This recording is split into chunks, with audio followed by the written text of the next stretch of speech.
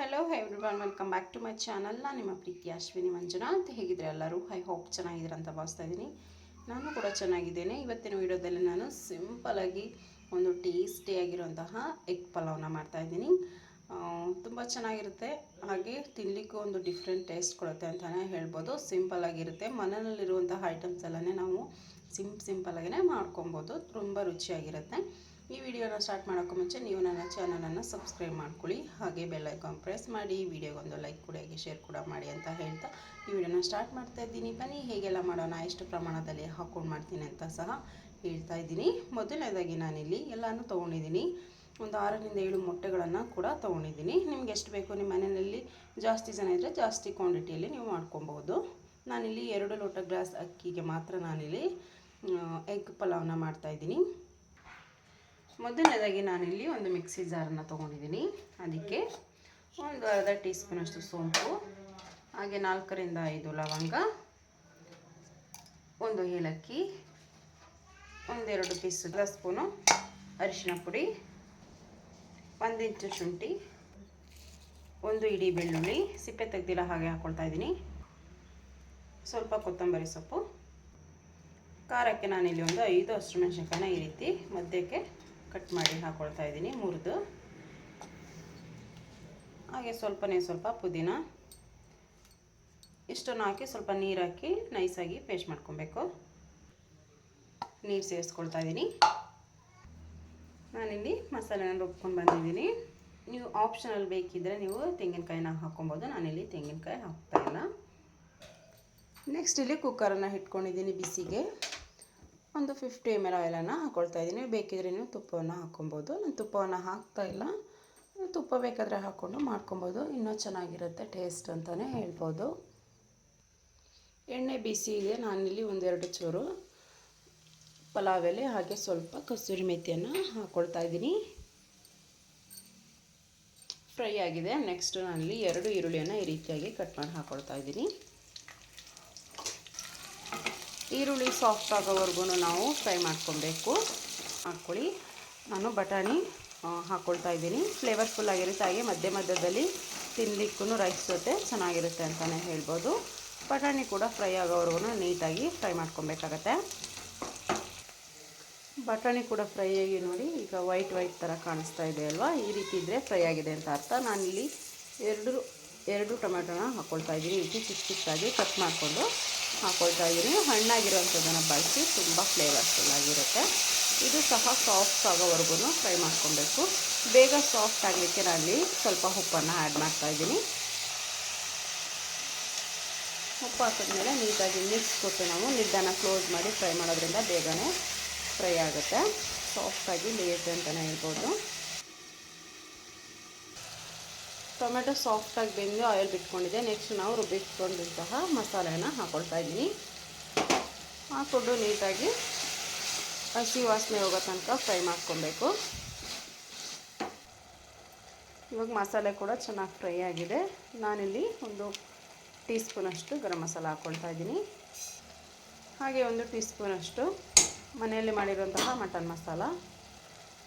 ಎರಡನ್ನು ಹಾಕ್ಕೊಂಡು ನೀಟಾಗಿ ಮಿಕ್ಸ್ ಮಾಡ್ಕೊಬೇಕು. ಇದೊಂದು ಅರ್ಧ ನಿಮಿಷ ಫ್ರೈ ಆದರೆ ಸಾಕು. ನೋಡಿ, ಕಲರ್ ಕೂಡ ಚೆನ್ನಾಗಿ ಬಂದಿದೆ. ಮಸಾಲೆ ಕೂಡ ಚೆನ್ನಾಗಿ ಫ್ರೈ ಆಗಿದೆ. ರುಚಿಗೆ ತಕ್ಕಷ್ಟು ಉಪ್ಪನ್ನು ಹಾಕ್ಕೊಳ್ತಾ ಇದ್ದೀನಿ. ಹಾಕ್ಕೊಂಡು ನೀಟಾಗಿ ಮಸಾಲೆಯನ್ನು ಇನ್ನೊಂದು 30 ಸೆಕೆಂಡ್ಗಳ ಕಾಲ ನಾವು ಫ್ರೈ ಮಾಡ್ಕೊಬೇಕು.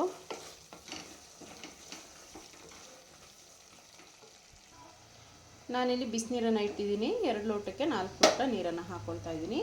ಅದರಲ್ಲಿ ನಾನು ಒಂದು 2 ಲೋಟದಷ್ಟು ನೀರನ್ನು ಮಾತ್ರ ನಾನು ಇದರಲ್ಲಿ ಸೇರಿಸ್ಕೊಳ್ತಾ ಇದ್ದೀನಿ. ಸೇರಿಸ್ಕೊಂಡು ನೀಟಾಗಿ ಮಿಕ್ಸ್ ಮಾಡ್ಕೊಳ್ತಾ ಇದ್ದೀನಿ. ಈ ಟೈಮ್ನಲ್ಲಿ ನಾವು ಮೊಟ್ಟೆನ ಹೊಡೆದಾಕಬೇಕು. ಅದಕ್ಕೋಸ್ಕರ ನಾನು ಅರ್ಧ ಭಾಗ ನೀರನ್ನು ನಾನು ಮಾತ್ರ ಸೇರಿಸ್ಕೊಳ್ತಾ ಇರೋದು. ಮೊಟ್ಟೆ ಹೊಡೆದು ಒಂದು ಕುದಿ ಬಂದಮೇಲೆ ಇನ್ನು ಮಿಕ್ಕಿದ ನೀರನ್ನು ಸೇರಿಸ್ಕೊಳ್ತಾ ಇದ್ದೀನಿ. ನಾನಿಲ್ಲಿ ಮೊಟ್ಟೆನ ಬೌಲ್ಗೆ ಹಾಕ್ಕೊಳ್ತಾ ಇದ್ದೀನಿ. ನೋಡ್ತಾ ಇರ್ಬೋದು, ಸೈಡಿಂದ ನೊರೆ ಬರ್ತಾ ಇದೆ. ಈ ಟೈಮ್ನಲ್ಲಿ ನಾವು ಒಂದೊಂದಾಗೆ ಬಿಟ್ಕೊಬೇಕು. ಇದೇ ರೀತಿ ನಾನು 4ರಿಂದ 5 ಮೊಟ್ಟೆನ ತೊಗೊಂಡಿರೋದ್ರಿಂದ ಅದನ್ನು ಸಹ ಹಾಕ್ಕೊಳ್ತಾ ಇದ್ದೀನಿ. ನಾನಿಲ್ಲಿ ಎಲ್ಲ ಮೊಟ್ಟೆಗಳನ್ನು ಹಾಕ್ಕೊಂಡಿದ್ದೀನಿ. ನಾನಿವಾಗ ಸೈಡಿಂದ ಮಿಕ್ಕಿದ ನೀರನ್ನು ಹಾಕ್ಕೊಳ್ತಾ ಇದ್ದೀನಿ. ಇದು ಒಂದು ಕುದಿ ಬಂದ ನಂತರ ನಾವು ಅಕ್ಕಿಯನ್ನು ಸೇರಿಸ್ಕೊಬೇಕಾಗತ್ತೆ.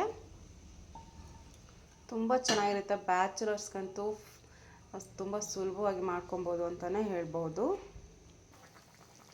ನೋಡ್ತಾ ಇರ್ಬೋದು ಮೊಟ್ಟೆ ಎಲ್ಲ ಬೆಂದು ಮೇಲೆ ಬಂದಿದೆ. ನೋಡ್ತಾ ಇರ್ಬೋದು ಇಲ್ಲಿ ಹೇಗೆ ಕಾಣ್ತಾ ಇದೆ ಅಂತೇಳಿ, ಸಕ್ಕತ್ತಾಗಿ ಬೆಂದಿದೆ. ಹಾಗೆ ನೆಕ್ಸ್ಟ್ ನಾನಿಲ್ಲಿ ಒಂದು 1/4 ಹೋಳಷ್ಟು ನಿಂಬೆ ರಸನ ಹಾಕ್ಕೊಳ್ತಾ ಇದ್ದೀನಿ. ನೀವು ಉಪ್ಪು ಖಾರ ರುಚಿ ಎಲ್ಲ ನೀಸಲ್ಲಿ ನೋಡಿಕೊಂಡು ಸ್ವಲ್ಪ ಕಮ್ಮಿ ಇದ್ದರೆ ನೀವು ಹಾಕ್ಕೊಬೋದು. ನನಗೆ ಪರ್ಫೆಕ್ಟಾಗಿದೆ, ಅದಕ್ಕೋಸ್ಕರ ನಾನು ಎಕ್ಸ್ಟ್ರಾ ಹಾಕ್ಕೊಳ್ತಾ ಇಲ್ಲ. ನೆಕ್ಸ್ಟ್ ನಾನಿಲ್ಲಿ ತೊಳೆದಿಟ್ಕೊಂಡಿರುವಂತಹ 2 ಗ್ಲಾಸ್ ಅಕ್ಕಿಯನ್ನು ಹಾಕ್ಕೊಳ್ತಾ ಇದ್ದೀನಿ. ನಾನು ಜಸ್ಟ್ ವಾಶ್ ಮಾಡಿ ಇಟ್ಕೊಂಡಿದ್ದು, ನಾನು ನೆನೆ ಹಾಕಿಲ್ಲ. ಹಾಕ್ಕೊಂಡು ನೀಟಾಗಿ ಒಂದು ಮಿಕ್ಸ್ ಕೊಡೋಣ.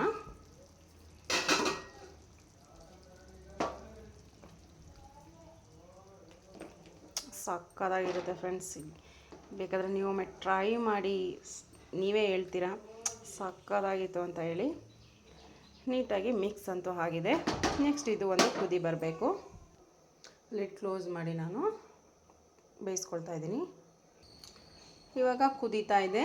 ನೆಕ್ಸ್ಟ್ ಇನ್ನೊಂದೊಮ್ಮೆ ಮಿಕ್ಸ್ ಮಾಡಿಕೊಂಡು ನಾವು ಲಿಡ್ಡನ್ನು ಕ್ಲೋಸ್ ಮಾಡಿ ನಾನಿವತ್ತು 2 ವಿಸಲ್ ಹೊಡ್ಸ್ಕೊಳ್ತಾ ಇದ್ದೀನಿ. ಯಾಕೆಂದರೆ ಈ ರೈಸು ಸಾಫ್ಟಾಗಿದ್ದರೆ ತುಂಬ ಚೆನ್ನಾಗಿರುತ್ತೆ. ತಿನ್ನಲಿಕ್ಕೂ ಕೂಡ ಇನ್ನೊಂದು ಸಲ ಹಾಕೊಂಡು ತಿನ್ನಬೇಕು ಅನಿಸುತ್ತೆ. ನೀವು ತಿನ್ನೋ ರೈಸ್ಗಿಂತ ಎಕ್ಸ್ಟ್ರಾನೇ ತಿಂತೀರಾ ಅಂತ ಹೇಳ್ಬೋದು. ಅಷ್ಟು ಮಜಾ ಇರುತ್ತೆ ಅಂತಲೇ ಈ ರೈಸಲ್ಲಿ ಹೇಳ್ತಾ ಇದ್ದೀನಿ. ಮನೆಯಲ್ಲಿ ಟ್ರೈ ಮಾಡಿ ನೀವು. ಹೋಗು 1 ವಿಸಲ್ ಬಂದಿದೆ. ನೆಕ್ಸ್ಟ್ ಇನ್ನೊಂದು ವಿಸಲ್ ಬರೋ ತನಕ ವೆಯ್ಟ್ ಮಾಡಬೇಕಾಗತ್ತೆ. 2 ವಿಸಲ್ ಆಗಿದೆ. ನಾನು ಸ್ಟವ್ ಆಫ್ ಮಾಡ್ಕೊಳ್ತಾ ಇದ್ದೀನಿ. ವೆಯ್ಟ್ ಕೂಡ ರಿಲೀಸ್ ಆಗಿದೆ. ಕುಕ್ಕರ್ ಲಿಡ್ ಓಪನ್ ಮಾಡ್ತಾ ಇದ್ದೀನಿ. ವಾವ್, ಸಕ್ಕತ್ತಾಗಿದೆ. ಮೇಲೇ ಕೂತಿದೆ, ನೋಡ್ತಾ ಇರ್ಬೋದು. ಮೊಟ್ಟೆಗಳೆಲ್ಲ ತುಂಬ ಚೆನ್ನಾಗಿ ಬಂದಿದೆ. ಘಮ ಕೂಡ ಚೆನ್ನಾಗಿದೆ.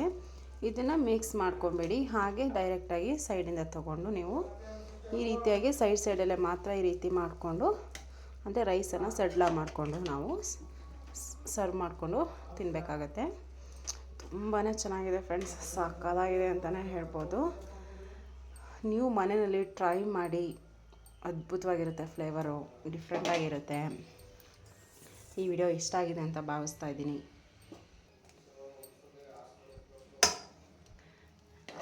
ಇನ್ನೊಂದು ವಿಡಿಯೋದಲ್ಲಿ ಸಿಗ್ತೀನಿ. ಅಲ್ಲಿ ತನಕ ನೀವು ಆರೋಗ್ಯವಾಗಿ ಚೆನ್ನಾಗಿರಿ, ನನಗೆ ಇದೇ ರೀತಿ ಸಪೋರ್ಟ್ ಮಾಡಿ ಅಂತ ಹೇಳ್ತಾ ನೆಕ್ಸ್ಟ್ ವಿಡಿಯೋದಲ್ಲಿ ಸಿಗ್ತೀನಿ ಫ್ರೆಂಡ್ಸ್. ಕೊನೆಯದಾಗಿ ನಾನಿಲ್ಲಿ ಕೊತ್ತಂಬರಿ ಸೊಪ್ಪನ್ನು ಆ್ಯಡ್ ಮಾಡ್ತಾಯಿದ್ದೀನಿ.